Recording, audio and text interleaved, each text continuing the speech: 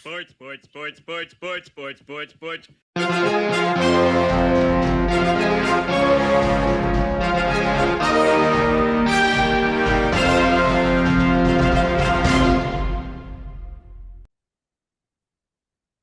Hey there, sports fans. Welcome to Sportsball, part of the SPDM Crew podcast. We talk about sports-related topics, but we focus on you, the fan, and what you like, whether it's a sport, team, event, sports-related news, or athlete. This week, we are talking about Formula One as the season has officially ended. So I'm here with fellow SPDM Crew podcaster of Curbside Collections and good friend Adam Ritchie. And also, can't forget, he is the Formula One guru that just educates me on all this stuff, and he's a big fan too. So, Adam, thanks for coming on. You reached out to me this time and I saying, did. "Hey, is it time? Like, when are we going to do this?" So, I Yeah, appreciate well, that. it's good for me to, well, firstly, thank you for the nice welcome. And it's always, I love being here and talking about, I have two passions in life, and film and Formula One are those. So yeah, I reached out pretty much maybe 2 days after the last race and was like, because if we wait too long, it's going to all escape from my memory and I'll be leading up to next year. So earlier the better for me. And why not? Good time to launch it and discuss the end of the season. It was a very, very good year for Formula One, considering the year we had previous and maybe a couple of even years before that. So can delve into the details of why I think that as we move along. All right. So, the last time we talked, it was the summer. We were just Mhm. getting ready to go into the 6-ish week break that Formula One has in the middle of the season. So, since then, how many races do they usually have after it, like in the second half of the season? Well, I'm just to save all the people writing in, it was about a 4 week break. Just so people Mhm. don't write in and abuse us and go, he's no expert if he's but that's it. So this year we That had 10 races. that was Oh, a test. that was a test to see if you would get that right, and you passed with flying colors as usual. Totally, totally believe you. Yeah, so yeah, when we last spoke, we it was the Belgian Grand Prix had just finished, and that was the 14th race. So we had 10 races since. So this was a very long year. Well, yeah, I think I've said this in the past. Back in the day, used to be 16, 17 races in a season, and it's slowly grown ever since. And now that Formula One is super popular, thank you to Netflix and Drive to Survive, it's just blowing up money wise. And if you do have money, not financial advice, but I'd be buying stock in Formula One in every chance I got, just because this sport is only growing. It's very undervalued at the moment. Anyway, 10 races since we last spoke, and the season is obviously wrapped up. We have our champions, drivers, and constructors, and a lot of news to discuss. So, where do you want to begin? Why don't we start with why don't we start with our champion of the year? Mm-hmm. So, kind of talk about how a champion is determined, who won, and kind of give us your Mm-hmm. thoughts on how their performance was throughout the year, and do you think that they were a worthy champion? Well, to answer your last point, absolutely. It's Max Verstappen, obviously. Well, if you don't know, Max Verstappen won the championship, his fourth world title in a row. I think he's only the third driver to win four titles in a row, and only maybe the fifth driver to have four titles or more, actually. So they do get shared around pretty well. But this last 20 years, it's basically just once a team gets dominant, a driver tends to win quite a few championships in a row. So it's not just luck. There is a lot of talent involved in getting to the right team at the right time, but also those drivers can lift that team. So going off on a tangent already. Long story short, he was very worthy. He won 6 of the first 7 races of the year, being that there were 24. Let me just count that. I've got my spreadsheet open. So 1, 2, 3, 4, 5, 6. He won 7 of the first 9 races. I apologize. And then only won 2 races since then. So there was actually a battle for the championship this year with Lando Norris from McLaren was closing the gap ever so slowly, and he had a chance to win the championship up until pretty much the Vegas race in Brazil. Max Verstappen showed why he deserved the championship this year because his performance in that race, he came from I think 18th on the grid, 19th on the grid, around that way. Sorry, I don't remember. I told you, yeah, my memory's not great with that number. But he come from a long way back and won the race. It was a rain affected race, so he just showed his class so much to win that race. And that, to me, was like, yeah, Max is the deserved champion this year for sure. I mean, considering he won 9 races and Lando won 4 races, then yeah, Max is definitely going to be the valid champion there. And to be frank, in my opinion, Lando made a lot of mistakes. I think he showed this was the first time Lando's ever been in a position to battle for the championship. He actually only got his first race win this year. His 6th year racing in Formula One, got his first win because he finally was in a car that could win. And he just showed the pressure. He couldn't really handle the pressure as well because there was quite a few mistakes that he made in racing and qualifying, and yeah, just to put himself on the back foot a bit too often. Next year is going to be very interesting when it comes to those two guys, well, those two teams, Red Bull and McLaren, actually. So there's a lot more to discuss around that potential for next year. Okay.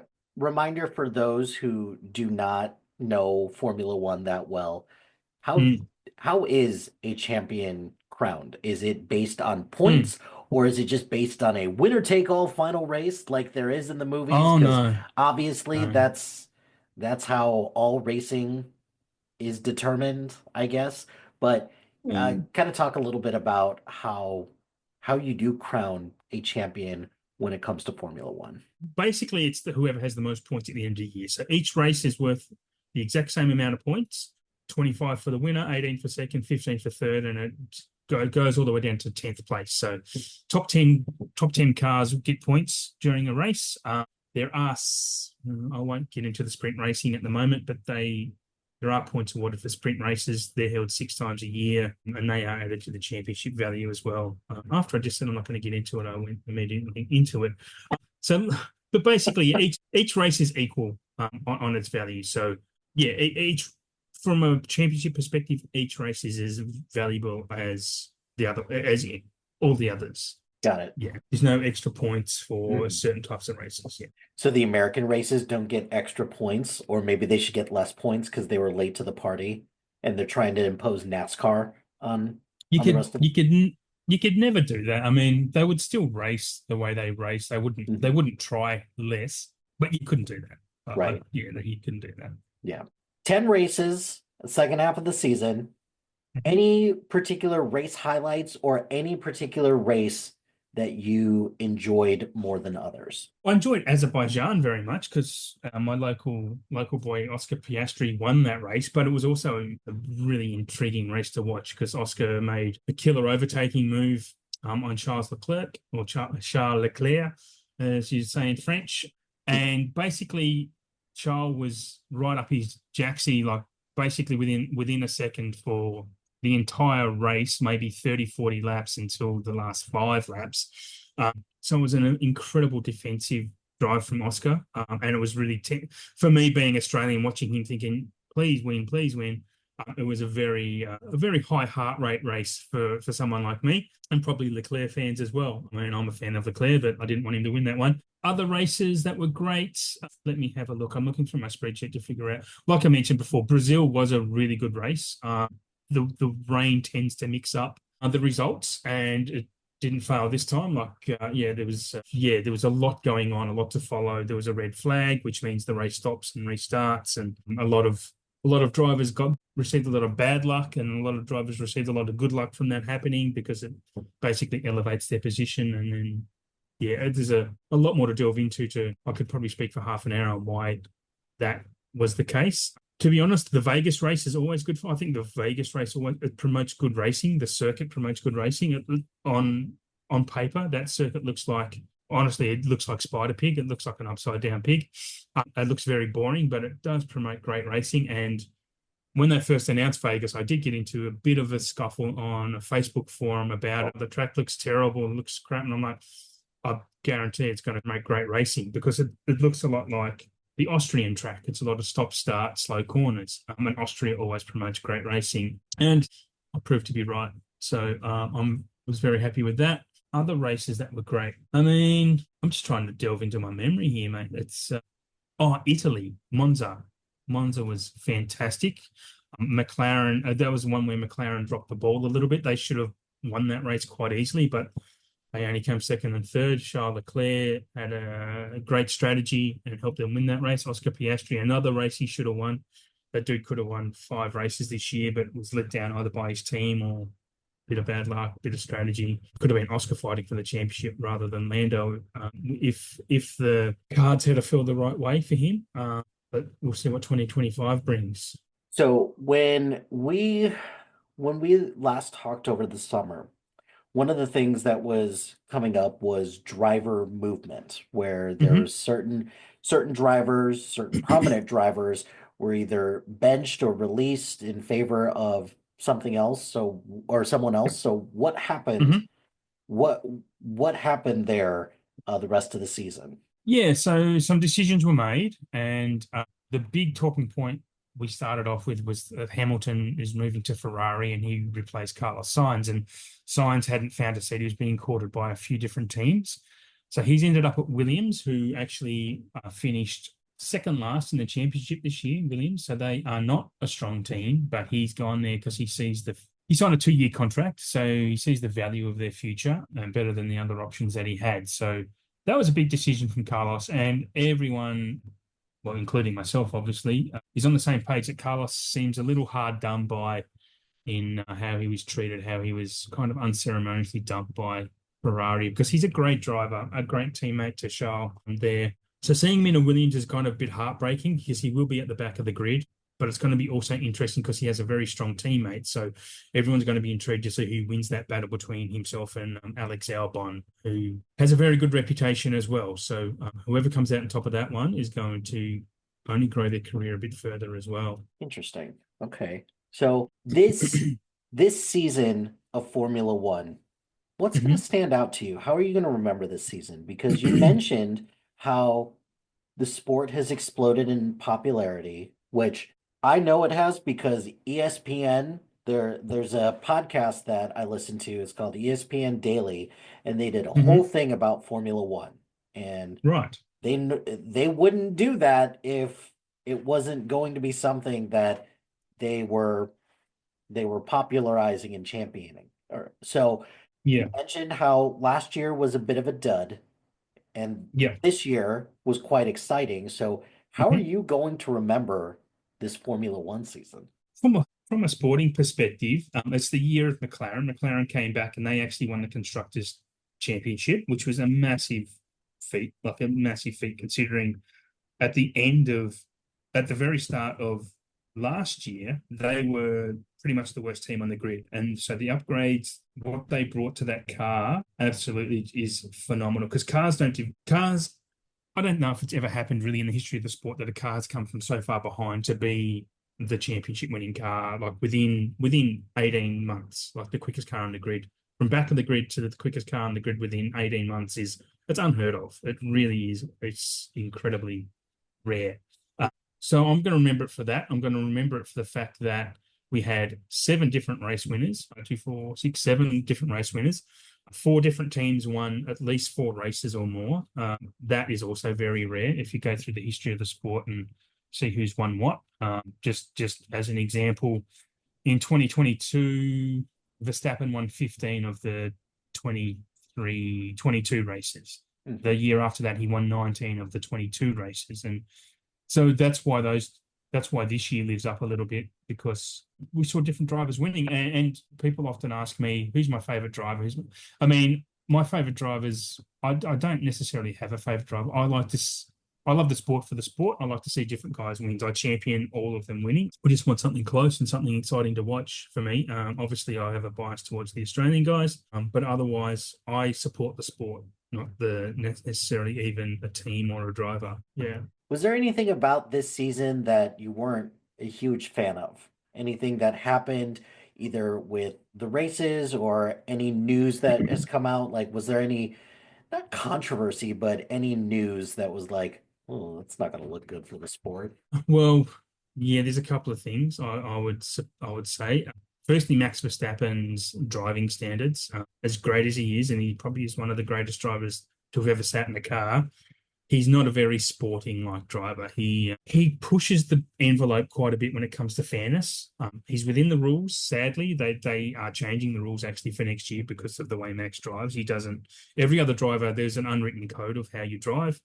There are written codes, obviously, and written standards, but he exploited loopholes very well. So that irked me a little bit from a sporting side. From a political side, the FIA themselves, the guys who oversee and run the sport, well, not run the sport, but they oversee it and police it. A lot of political stuff in the background, especially from their president, who is getting a bit. There's just a lot of corruption. A lot of good people have left the FIA because of the way he runs things. He's very hands-on, which he shouldn't be. He gets involved in stuff that he shouldn't do, and gets himself in a lot of trouble. Says he's gonna stop, and then doesn't stop, basically. So I know Formula One aren't happy with him being there. I mean, considering that the FIA are basically funded because of the money that Formula One pays them every year. The FIA wouldn't exist without Formula One. So it is an election year next year. The president of the FIA is an unpaid position. So you have to be a pretty wealthy man already to even run for it. He is an oil baron, basically, from Saudi Arabia. So he kind of just got into it really for the power, for the prestige more than anything else.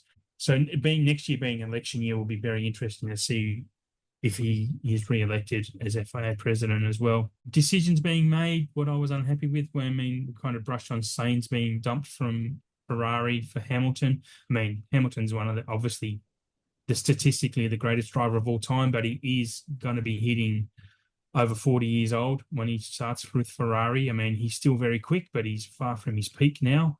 So that'll be an interesting battle too, actually, between him and Leclerc next year. I wasn't happy with that. Wasn't happy with, I guess, Daniel Ricciardo, another Australian guy. He really just, I don't know, he just seemed to have lost his mojo, and he was once in the top 3 drivers on the grid at some point, and he really just got unceremoniously dumped from the Red Bull Junior team. And yeah, very sad to see Ricciardo go out the way he went out. Other than that, it's mainly only pros from there. So I'm checking out this article right now that it's one from Business Insider's 7 biggest storylines from the Formula One season and the impact on the sport's future. So okay, talked about Lewis Hamilton. One of the articles, or one of the things that they wrote, was about Red Bull not being as dominant as they were. Yes, I think we spoke last time about Adrian Newey, who was their chief designer, left the team, and I'm not sure if we got to speak, but he did sign with Aston Martin as predicted. I don't know if we discussed that last in the mid-season wrap. So yeah, they're not as dominant because they did lose. I mean, a lot of their key staff were poached from other teams because that's just what happens in Formula One, that people get headhunted because they're the best at their game. And Red Bull did have the best for a long time. A lot of names who've gone to other teams and have since been dumped. Actually, Aston Martin picked up a key Red Bull guy before they picked up Adrian Newey. What was his name? I'm really hopeless with names lately. Peter someone, I think. Anyway, once Adrian Newey went there, this guy basically left Aston Martin almost straight away. So because his job is now irrelevant, so he'll go somewhere else. I don't know. I don't even know if he's been announced to go anywhere else at the moment. But yeah, sorry. What else is that article saying? So it's they talked about Lewis Hamilton joins Ferrari. Red Bull no longer is dominant. Number 3, McLaren emerges as a legit contender, which absolutely talked a little bit about that. Yep. Are there any other car manufacturers or teams that you think is kind of on the rise right now? Well, Ferrari had a great year. They only just lost the Constructors' Championship to McLaren, so that was a close battle. That went down to the very last race. It was quite tense. Anyone on the rise? I'll tell you what, Haas did a great job this year, especially the second half of the season. An American team, strangely enough, that no one seems to realize is an American team. Yeah, so owned by Gene Haas, and he would know from, I think, IndyCar, NASCAR. He had interest in all American motorsport.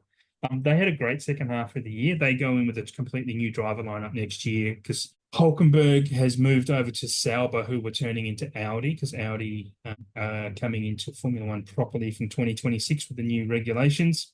So Haas picked up Esteban Ocon from Alpine, the French team, and Oliver Behrman, who is a Ferrari junior driver. So and he had a few races this year and was very impressive. So Haas are one to watch. Aston Martin will also be one to watch, especially with Adrian Newey, but don't look at them until 2026 because next year they're going to be, Adrian Newey doesn't officially start for them until 2020, till March next year. So he won't even look at their current car. He will be looking at the new car, the new regulations. Mercedes also had a pretty good year considering where they were coming from. Other than that, I think it's going to be pretty much a status quo for the rest of the teams. So it'll be interesting to see. It's always interesting to see, actually. I'll probably keep repeating that. Yeah. But yeah. So, number 4 was Adrian Newey joining Aston Martin. Number 5, the Daniel Ricciardo.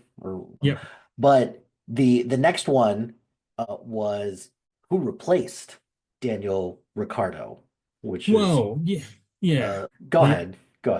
Oh, sorry. Yeah. So a New Zealand fella, Liam Lawson, he filled in for Ricciardo last year when Ricciardo actually broke his wrist in a race. So Lawson came in and was quite impressive.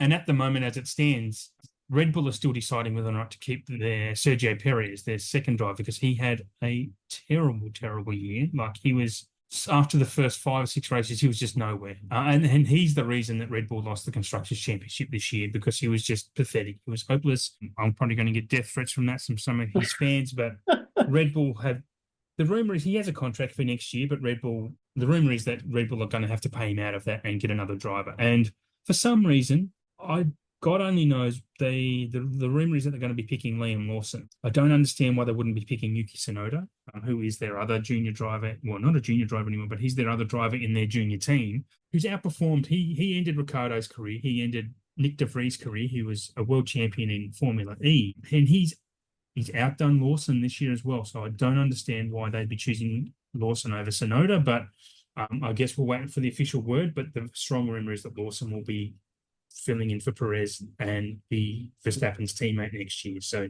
I think it's a mistake, but we'll see. This part of the article also cites that there are a number of younger drivers that are coming into the race. And we'll talk about that a little as we kind of turn the page on the 2024 season and kind of look towards 2025. Because the last part also says that there are more manufacturers joining the fold, because there are. They talked about it talked about Audi, and then this article specifically cites Toyota returning to Formula One at some point as well. Oh, okay. Well, yeah. Okay, we'll speak about the Toyota. Toyota have come on as a sponsor for Haas, so Toyota Gazoo Racing, which is basically their racing arm. So they're effectively just a sponsor, and they'll be technological partnership. So just to explain a little bit, when Haas entered in 2016, they entered Formula One. I can't remember off the top of my head. I'd have to look through my spreadsheet. But they entered back in the late teens. And effectively since then, they use Ferrari's wind tunnel. They use basically all the legally allowed parts from Ferrari, like the gearbox, the Ferrari engine, their rear suspension and all that stuff, as their car. So they basically buy parts of Ferrari. They're Ferrari affiliated. The Ferrari junior drivers drive for Haas when they need them to, for Ollie Behrman next year. But with Toyota coming in, Toyota were once in Formula One. We may have discussed this back in the 2000s. They withdrew when the global financial crisis hit. But they have what is known as the best wind tunnel basically on the planet. So McLaren have actually been using their wind tunnel for quite a while, but they have a new wind tunnel they built next to their factory in Woking, England. So basically Haas will be taking that over and using Toyota's wind tunnel instead of Ferrari's. Ferrari's wind tunnel, though, will now be being used for the 11th team to enter the grid in 2026. Was it next year? I don't know. I can't remember that anymore. But Cadillac, GM, have been granted a license to enter Formula One. There's a massive political story around that. That was going to be Andretti's team, but they got denied by Formula One themselves because, again, this all comes down to finances. The teams at the moment, they have a Concord agreement, which is signed until I think they'll have to negotiate a new one. But basically, there's a prize money that goes into Formula One. So they were against another team coming in because they're not going to add value. And effectively, it boils down to them getting a smaller piece of the pie. And that's why they rejected it. The FIA did approve it, but the actual Formula One group were like, no. So now GM have been approved because of all the threats of legal action and blah, blah, blah. Andretti stepped back. There's a sports investment that's come in. But it's also under the proviso that GM will be manufacturing their own Formula One engines from 2028. So it has been announced that they'll be using Ferrari engines for their first 2 years. So it is from 2026, sorry, while they basically develop and build their own engine. Yeah, let's talk about engines a little bit later as well. So yeah, there's a lot behind the scenes there, and they'll basically probably be using Ferrari as well to do a lot of their stuff. They're also using the same guys that Haas used to actually build their chassis, which is Dallara, an Italian company. So these things will be moving on from there. So Toyota might start building Haas stuff. There's other engine manufacturers who have rumored to want to come in, like Hyundai, for example, but we may be talking a while down the track. Yeah. Trying to think, is there anything else that I wanted to ask you about this season? Anything from like Formula 2 or Formula 3 that kind of stood out to you this year? Formula 2 was a great championship this year, so we'll touch on that because a guy called Gabriel Bortoleto won that, and he's getting a drive next year for Sauber/Audi. They dumped both of their drivers. Valtteri Bottas was not re-signed. He is a race winner, and he'll go back to Mercedes as a reserve/test driver for them. And then they have a Chinese driver called Guanyu Zhao. He's also not being re-signed. Rumor is he'll be going to Ferrari as a /reserve test driver. So remains to be seen on official announcements for those. But yeah, Gabriel Bortoleto beat a young Red Bull driver called Isaac Hadjar, French guy, who is very impressive. Had a bit of bad luck, I think. Really should have won that championship. So there's also rumors he'll be going to the Red Bull junior team to fill in for Liam Lawson if he goes to replace Verstappen. Replace Perez beside Verstappen. I'm hoping I'm making a lot of sense. I'm hoping I'm making some sense there. Yeah, I gotcha. Yeah. All right.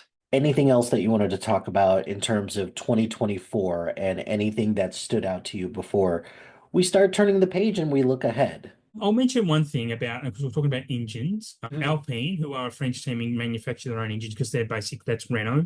It's effectively Renault. They race under their sports car luxury brand Alpine. They were developing a new engine because 2026, the engine regulations change. They decided to abandon that project and are now going to be racing Mercedes engines because they just didn't have, because their current engine is a bit behind every other engine manufacturer. Okay.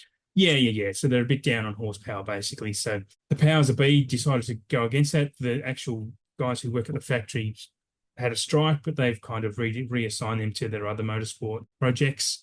There was a rumor that GM would be buying their IP to start building their own engines, but apparently that's not happening.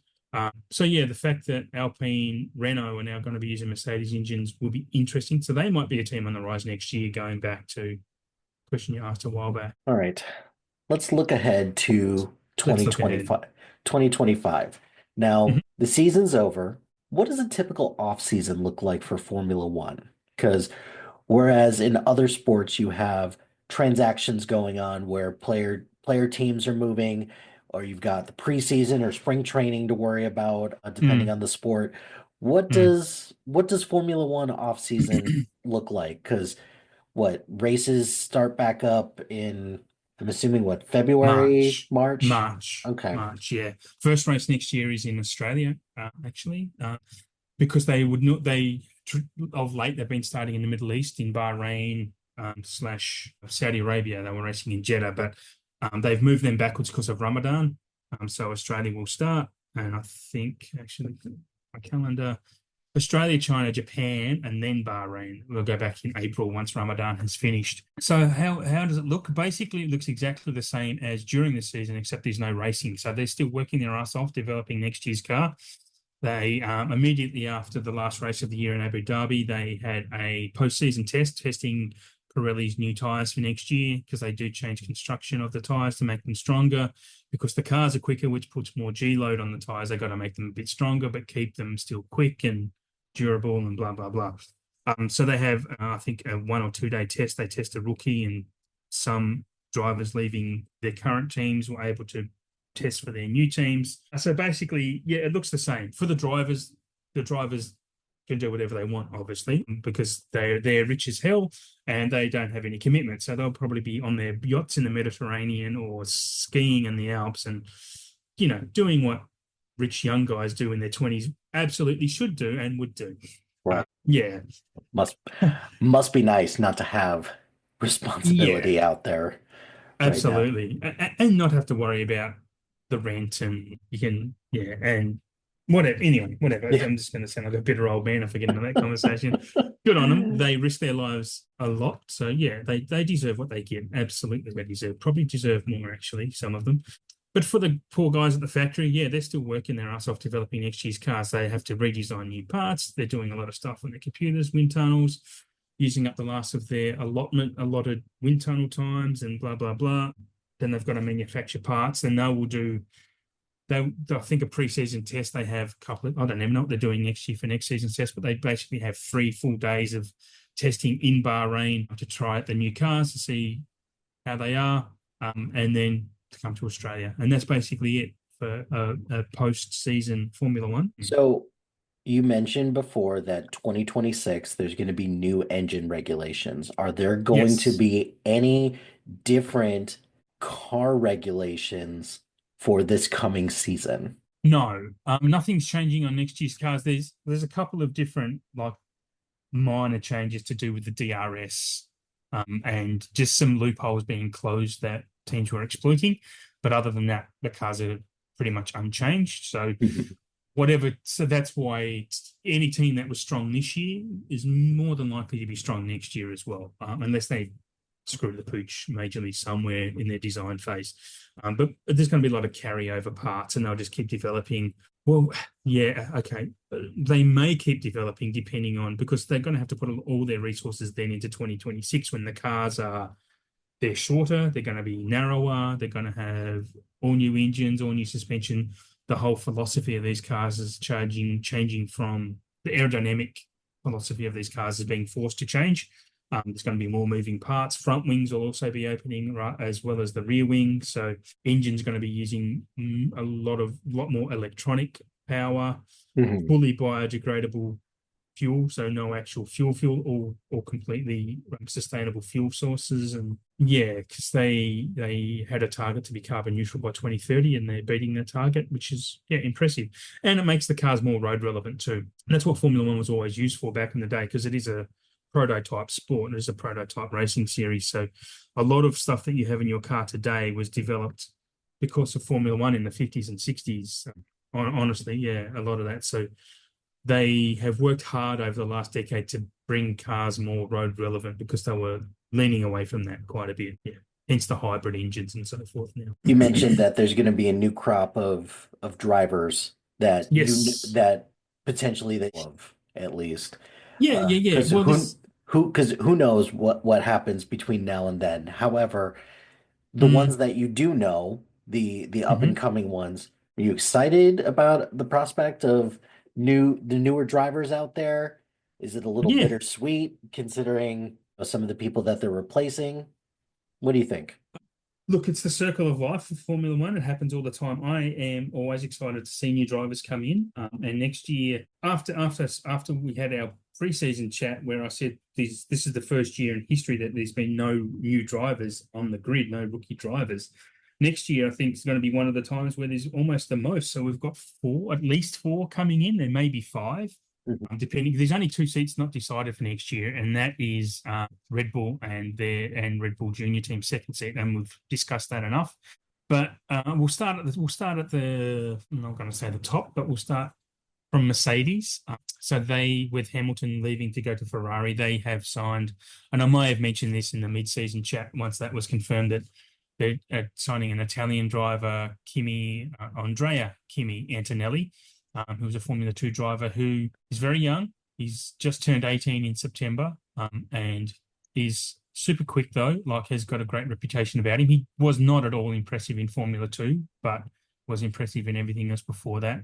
And he's done a lot of testing. He's been very well prepared. He's going to be quick. I'm going up against George Russell. That's going to be a very interesting battle, because Russell really picked up his game this year and basically dominated Hamilton this year, especially in qualifying. In the races, not so much. But so Kimi Antonelli coming in is going to be a big deal.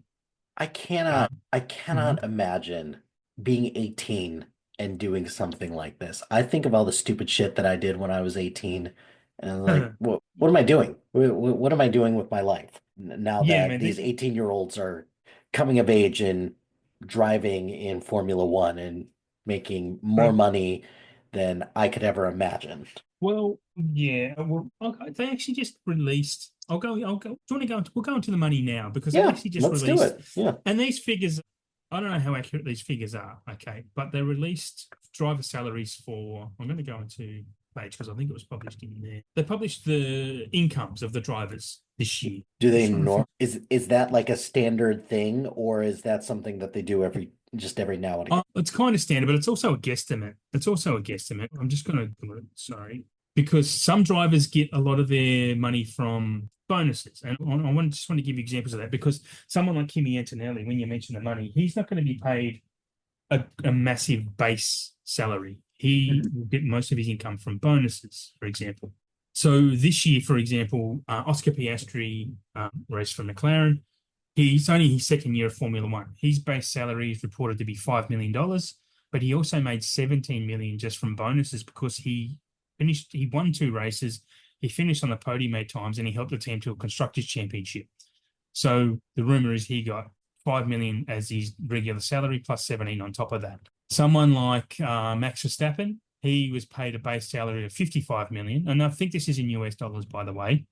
And he would have got bonuses that probably put him up over 90 million because he won 9 races, he won the championship, and stuff like that. So it's definitely not on equal footing. There's no salary cap, there's no drafting, there's nothing like that with their drivers. The drivers' salaries aren't included in the budget cap of the team, and nor are their top 2 highest paid employees, which could be like their chief designer, aerodynamicists, and things like that. So I'm looking for the right article that actually had it in a table format. It was pretty impressive. But yeah, I mean, that just gives you a bit of an indication of the pay structure in Formula One. So Kimi might get a couple of million for the year, only a couple of million, but yeah, and he'll get bonuses per point and stuff, like maybe 100,000. Couple million. Yeah. That's just a couple months for someone like me. Yeah. No, I get what you're saying though, because I'm wondering though, for these drivers, is it just kind of negotiated by team? Because I know in other sports there's like unions that collectively bargain stuff Oh yeah, no, for this is all individually negotiated. They have like most drivers have managers. A lot of them are actually ex-Formula One drivers who deal with the teams. A lot of them are. They're actually professional sports managers. But it is negotiated on an individual basis. And there's a lot of different clauses. They have their get-out clauses if they're not at a certain point. And the drivers also have get-out clauses. If the team's not up to scratch, they can go somewhere else. Or if they get an offer from a better team, they're allowed to go if they're in a lower team. And there's a lot of individual contracts. There's no collective bargaining. They just do all right. I mean, free for all at that point, and exactly. Let the market dictate someone's value based on their performance or their prospective performance. In the case of like a rookie here in the U.S., they just signed. There's a baseball player that just signed for $750,000. Or $1 billion, sorry. Billion, yes. Oh, yeah, I heard about that. That's for a 15 11-year contract, 15 year. That's 15 years. Did the math on that. So I think it worked out to be 51 million a year, right? So, but that would be on a scale too, wouldn't it? Like be 30 million this year, 35 the next, 37 the next. They'd be on a scale, wouldn't it? I would imagine. Something like that, yeah. Terrible money. You'd be paid $1 million a week, basically, for 15 years. Like you could just retire after the first year and be fine. But in saying if Kimi is on 2 million, I'm purely pulling that number out of the air. But if he even gets 2 million, I think they're still very underpaid for these guys that have to do 24 races and travel around the world. It's hard work. Like 2 million does not seem like a lot of money, but I would assume the bonuses would be very good. I mean, some drivers have it built in their contract, again, that they don't pay for their accommodation. Some drivers do have to pay for their own flights and accommodation and planes. Like I know a lot of drivers charter planes, or they even have their own private planes, and then that's their own cost. Do a lot of these drivers also have things like advertising and brand deals too, that they can make additional money on? Yeah, absolutely. Back in the day, they basically weren't allowed to, but I think there was a bit of a change. Why? Why though? I think it was just dictated from the teams, because the teams have their own sponsors, so Sure, they sure. have to do sponsor. They don't just get in the car and drive. They also have to do a lot of sponsor events, meet and greets throughout the year for their sponsors, like the CEOs of these teams that sponsor. They have to do a lot of shit work and meet people they don't want to have to meet, right? And have their weekends interrupted and blah blah blah. But there was a change. I don't know which driver it was, but I know pretty much most drivers now have their own personal sponsor, or two. And you'll generally see their personal sponsors on, if you ever see a shot of a driver sitting in their car in the pit lane, waiting to get out onto the grid and actually drive, it's normally on the front of their helmet, just where their visor goes down. They normally have their own personal sponsor is situated there, which is a great spot, because when the camera goes on, it's really front and center, prominent signage. So, yeah, I mean, who knows what they get from that? Again, that'll be all individually negotiated what they're getting paid. But yeah, they get their own deals as well. So again, that's just F1 salary. And at the end of the day, people like this don't pay for a lot, right? So they'll go out and they'll get watches given to them just so they wear them. They'll get their clothes given to them, or they don't really have to pay for a meal probably. So, I mean, a lot of the matter they get paid that, they probably don't have to spend a lot of that money either. Yeah, terrible life. Yeah, just hard, very hard. Well, I shouldn't say that. It is very hard. It is. That's a tough job. Yeah, for sure. But the benefits, if you don't get like injured or crashed or start to suck or anything like that, and then you start to lose all your money, definitely become a thing if something like that were to come up. So you mentioned one rookie driver. What about the Yes, rest? I did. The rest. Okay, so the next one on my list here is an Australian driver. Another Australian driver joining the grid next year, Jack Doohan. I'm not sure if Mick Doohan, maybe some listeners have heard of Mick Doohan. He's the son of Mick Doohan, who was a 5-time MotoGP world champion in the 90s. He won 5 championships in a row. Probably should have won 7. So Jack, fun fact is that Mick Doohan had a house literally 10 minutes from where I live, over on the water on the Gold Coast. And in the backyard of that house, he's got his own go-kart track, built his go-kart track. Jack happened just to grow up with a go-kart track in his backyard. So it's not a surprise that Jack is a very good driver. He chose 4 wheels instead of 2. And yeah, so Jack is now, he's a very hard worker, and he was very impressive in Formula 2.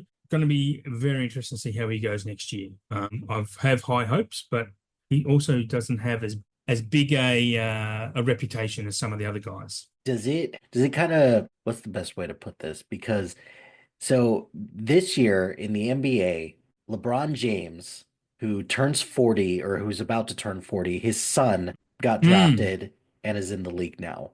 And Yes. I had a bit of a moment where I was like, oh, I feel like I'm getting old because I'm watching a player that I've watched pretty much most of his career, and now I'm watching his son play professional basketball.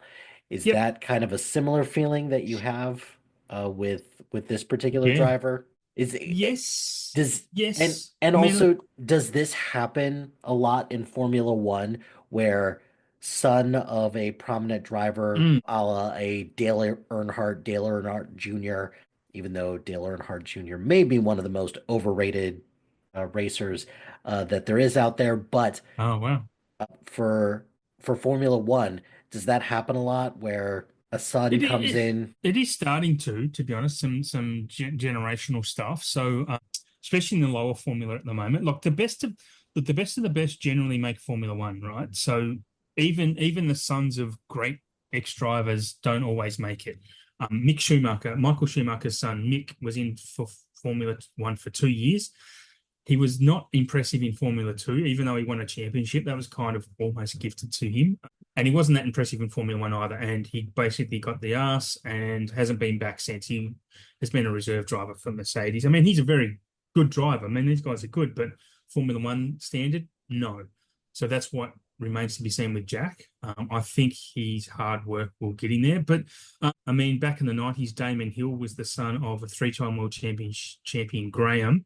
So Damon was actually the first driver to win the world championship after his dad had won a world championship. That had never happened before. I mean, yeah, it does happen. So in Formula 2 next year, you have a Colombian driver. You would probably have heard of Juan Pablo Montoya. He won IndyCar championship, and he raced for Formula One for Williams in the 2000s when they were good. And his son, Sebastian, has been pretty impressive. So he'll be driving for a big team next year in Formula 2 for Prema. So that'll be interesting to watch. So it does happen. Other drivers have their kids growing up in karting at the moment coming through as well. So I mean, Max Verstappen is the son of an ex-Formula One driver. His dad was a driver in the 90s for Benetton, and not quick on his day, but not a great driver by championship standards. But so Max is a nepo baby for that as well. Any other rookies or any other new drivers that you wanted to highlight? Yeah, well, we spoke about Ollie Behrman, so he'll be driving for Haas next year. He's been very impressive in his first few races that he did race through the year because he filled in for sick drivers. And he was quite impressive. And the last one is Gabriel Bortoleto, who I did mention. He's a Brazilian driver, so Brazil will have a driver on the grid once again. And he won Formula 2 championship this year in a very exciting finale to that as well. So it's a very promising year next year. It's going to be, as always for different reasons, but a very interesting year from the driver front next year. Are there going to be any new races, or because you mentioned that there's been an increase in races on a year-to-year basis? Are there going to be any new races or anything different from? Long story short, no. There'll be some restructuring of the calendar. They'll be in different slots, but no new actual tracks next year.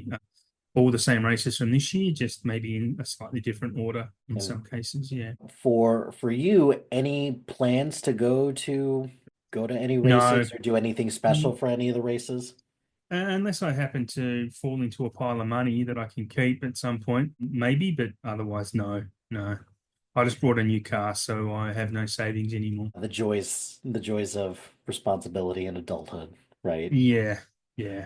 So for you as a fan, and since you're a fan of the sport, you're not a fan of a particular team, you're more sport oriented. What do you do during the off season? Are you just clamoring for any piece of news that comes out regarding design, regarding testing? What are you predominantly doing over the off season? To catch up, well, I within a couple of weeks I'll be jonesing for some Formula One action, and I have I'm a physical media collector, so I have pretty much all the season reviews from 2000 onwards. So I might whip in an old season review. I look at the Formula One news every day anyway. It's just one of the first things I do when I wake up is look at Formula One news and just be seeing what's going on. The news is pretty quiet, so the biggest stuff we're waiting for is to see who will actually race for Red Bull next year. So that'll be the next big piece of news we're looking forward to. Other than that, it'll just be seeing what the cars will probably be launched in February, the first 2 weeks of February, third week before they test. So you're interested to see what they all look like. There probably won't be a lot of difference because they normally launch, when they do launch, they launch mule cars. They're not the actual cars they'll even test. They're just basically a livery launch now. They used to be the cars, but used to be big affairs. Now they're just online little events that they do to keep the budget down too, I think. So I mean, I'll keep my finger in the pie as much as I can. Yeah, there will be withdrawals though. So when Formula One isn't on, do you have another sport that you watch during this to fill the void, or is it just literally all Formula One? No other sport anymore. Once upon a time, I would have been watching cricket. Now I'll just be watching movies. I've got a lot of movies to catch up on, as I always ever will until the day I die. So I'll just be watching movies and maybe some TV shows to catch up on as well. But no other sports, honestly. And nothing wrong with that, to just focus on one particular sport. It's not very often that you find someone that loves sports so much that they keep their own spreadsheet to keep track of everything, which I admire anybody that is willing to do that in order to just preserve the collective history of the season, but also keep track of that as a hobby too. Yeah, and look, I'm glad I do keep it because I do go back and refer to it quite a bit.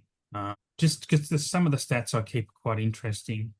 I think they are. I mean, I'm not going to bore you or listeners with those, but it's interests me, and that's the point of it, right? So, When do you start prepping, or Are you continually updating that spreadsheet throughout the off season, Yeah. or is there a particular, well, Oh, 20, I guess 2025's are ready to go. I've already well, prepared 2025's sheet tab. That's already done. okay, you mentioned that you weren't going to bore me with it, and I don't find anything boring about spreadsheets because I work in spreadsheets every day. However, Okay. I got to know what are some of the things that you're tracking on this? Like I'm sure Okay. race time is definitely feels pretty standard, but what else are you tracking? No, I don't. Well, no, not a race time. So I have, okay, to explain it to people who can't see it. So I have a list of all the teams vertically and all the drivers and their race numbers. Then across the top, I have each race. So within each of those, once a race is finished, I will type in the points that a driver has collected for the race. So if they've won, obviously it's 25.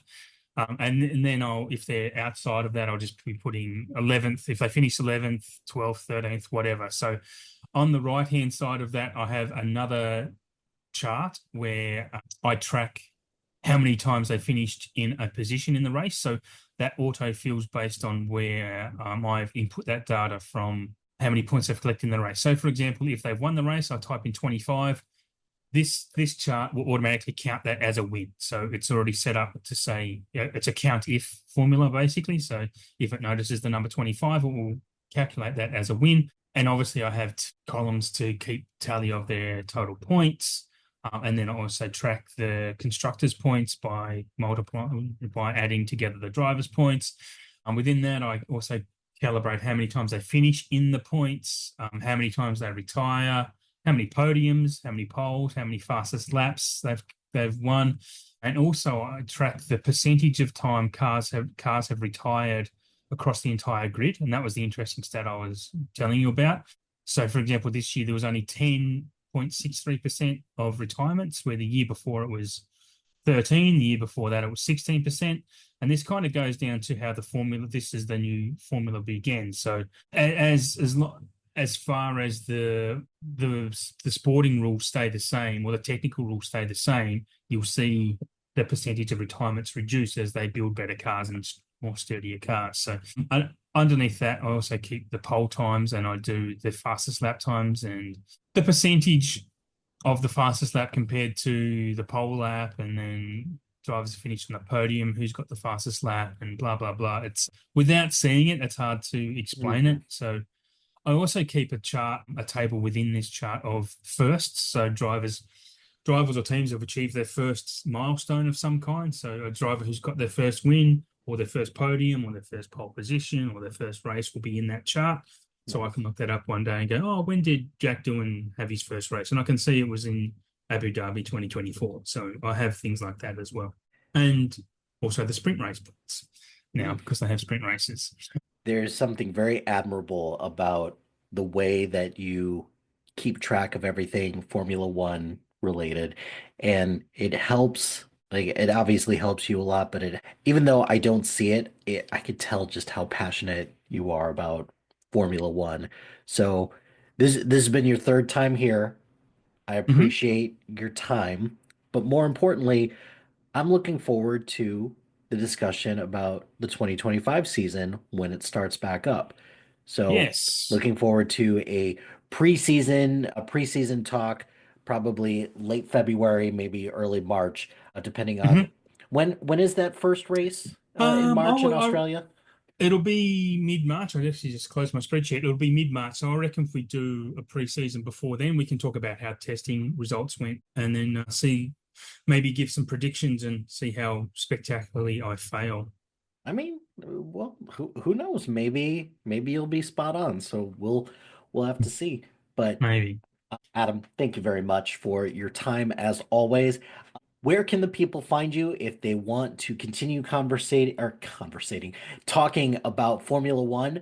And do you have anything that you'd like to plug? Yeah, of course. If you want to keep talking, if you want to follow up and talk Formula One with me, I have an Instagram page with curbside_collections, which is also the name of my podcast, where I talk most things physical. I won't say everything physical media, but most things physical media, where I interview guests about their collections, and also do a monthly chat about what's coming, what's been, what we've me and my buddy Shane, we talk about what we've had arrive, what we've got on order, and also what the labels are releasing for us in the physical media world. And yeah, I think that's about it. Oh, also, look, I do guest as I'll say co-host, but I wouldn't say I'm a co-host, but I'm also on our friend Shane Conto's regular podcast, Cinematic Wasteland, where we delve through the history of cinema. You are listed as a co-host. You're not listed as a guest. So yes, cool. you're, Yeah, well, I'm on there every month, so yeah, possibly, yeah. yeah, Which is, I had a lengthy conversation with him about that. oh, okay. Not that I was trying to convince him to label you all as co-hosts, but Mm, we got to, as Shane and I do every now and again, we get into these mhm. long talks and just Yep. explaining to me a little bit about that particular podcast, how long you three have been doing it together, Mm. and eventually I was just like, so he's a co-host. He was like, yeah, absolutely. Okay. Well, So look, you're all good. Shane's a good guy, and make no mistake, it is Shane's show. Me and Luke just turn up and discuss the films, and kind of we have a discussion about film history. It's great fun, man. I love doing it. I love stirring them up because I have my little persona on there where I'm the angry guy. Well, not the angry guy, but I just kind of get when we're watching 2 hour silent films, I let them know that I don't appreciate that, but that's all good. It's all in fun. All good. Well, check out Curbside Collection. Great stuff that Adam is doing with Shane and all of his guests. So greatly appreciate it and greatly appreciate you coming on talking to me about Formula One. I have a feeling that Formula One is just going to continue to grow in Mhm. popularity over the next coming years. So, looking forward to having you on and continuing that conversation. Yeah, of course, mate. Anytime. Love being here. Love talking about Formula One. So you've done well at getting me to sharp about it, to be honest. So Awesome. That's going to do it for this episode of Sportsball. Be sure to like, rate, and subscribe to anything and everything SPDM Crew wherever you get your podcast. Join us on social media on Facebook, Instagram, X, Threads, YouTube, and Blue Sky at SPDM Crew. Check out our website now out at spdmcrew.com. Shout out to HiFlyer Creative Studios for making our awesome logo. Greatly appreciate their support. If you have any marketing, logo, or brand standard needs, contact them at hiflyercreative.com. If you've got a podcast idea or you're interested in being part of the SPDM crew as a guest or collaborating, email us at spdmcrew@gmail.com. Until next time, pain heals, chicks dig scars, glory lasts forever.